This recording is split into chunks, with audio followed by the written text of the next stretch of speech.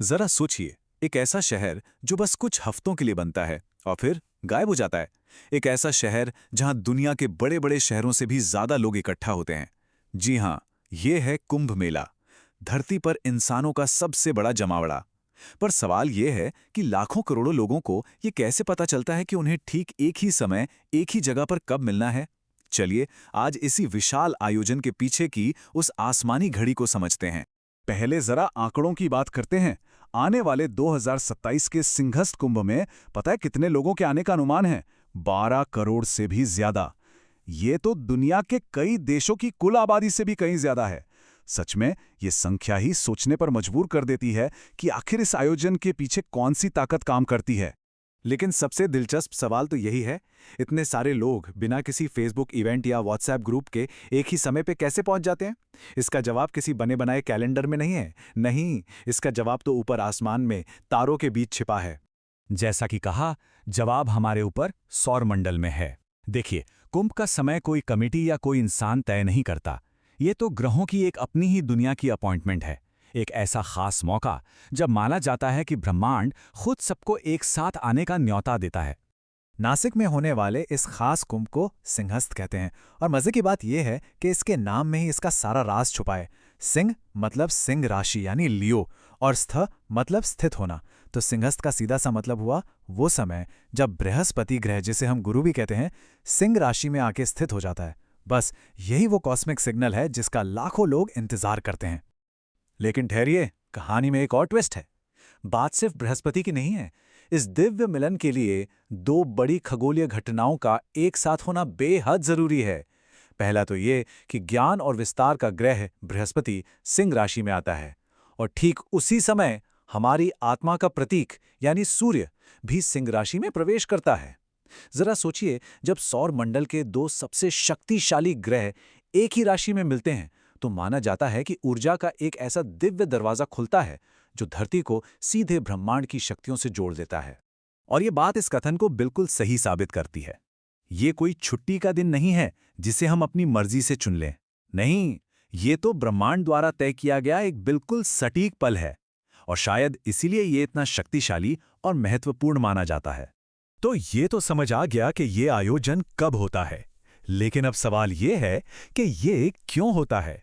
इसके लिए हमें समय में बहुत पीछे जाना होगा, देवताओं और असुरों के युग की एक बहुत ही प्रसिद्ध कहानी में। कहानी है समुद्र मंथन की। अमर होने का अमृत पाने के लिए देवताओं और असुरों ने मिलकर ब्रह्मांड के सागर को मथा। जब अमृत से भरा हुआ पवित्र कलश यानी कुंभ बाहर निकला तो उसे पाने के लिए एक जबरदस्त संघर्ष छिड़ गया।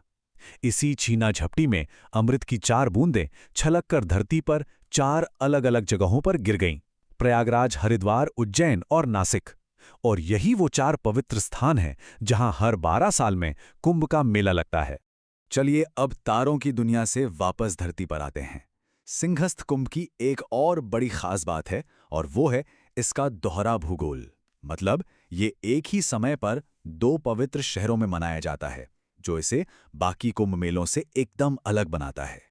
सिंहस्थ कुंभ मेला एक साथ 2 शहरों में लगता है, नासिक और त्र्यंबकेश्वर। नासिक, जो भगवान राम की यादों से जुड़ा हुआ है, वो वैष्णव संप्रदाय के अखाड़ों यानी साधुओं के समूहों के लिए मुख्य जगह है। वहीं दूसरी तरफ नासिक से कुछ ही दूर त्र्यंबकेश्वर, जहां से पवित्र गोदावरी नदी निकलती है, वो शैव संप्रदाय के अखाड़ों का केंद्र है। ये एक बहुत ही अद्भुत बंटवारा है जो हिंदू धर्म की 2 प्रमुख परंपराओं का सम्मान भी करता है और उन्हें एक साथ लाता भी है। और अब बात करते हैं इस पूरे आयोजन के दिल की, यानी शाही स्नान की। ये वो पल है, वो लम्हा है जिसके लिए करोड़ों लोग महीनों बल्कि सालों तक इंतजार करते हैं। सही मायनों में ये पूरी तीर्थ यात्रा का सबसे अहम और पवित्र क्षण होता है। 2027 में होने वाले सिंहस्थ कुंभ में 3 मुख्य शाही स्नान होंगे। पहली तारीख है 2 अगस्त, दूसरी 31 अगस्त और तीसरी 12 सितंबर। याद रहे, ये कोई आम तारीखें नहीं हैं।